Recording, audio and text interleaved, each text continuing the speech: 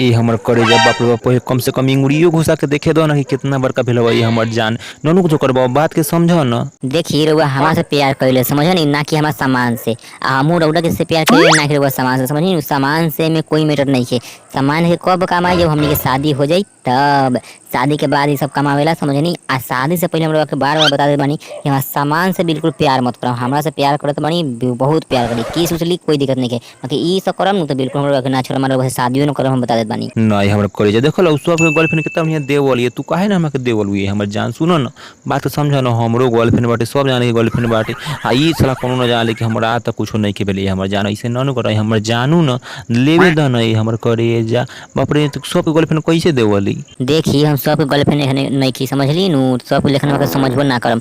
सबके तो गर्लफ्रेंड रहली कभी एकरा से लिवा लेवली कभी ओकरा से लिवा लेवली चारों घूम-घूम के लिवाई हरे का मतलब हमहू लिवाई त अच्छा लागी बताई। अरे बाप रे तू ऐसा न करबू ऐसे करलू न पता बाटे तो दिन तोरा छोड़िए दे हम जिंदगी में तो अपन शक्ल चाहे तोर शक्ल हम ना देखम ऐसे करबू त क्यों नहीं हमर करेजा में दिक्कत का सुन ना कम से कम हाथ लगा के देखे तो छू छा तो कम से कम करे दो अंदर से त्या छुए दो तो कि हां हमर संपत्ति जे बा कैसन संपत्ति बा कय कट्ठा में बाटे कय कट्ठा में वो हमारे हर जोते के पड़ी। देखी बात गोल-गोल घुमाई न समझनी। सब में बहुत हमार लाज लागल समझनी। वो लेवही के बता आराम से इंतजार करे न 3 महीना और शादी के बर लेबा।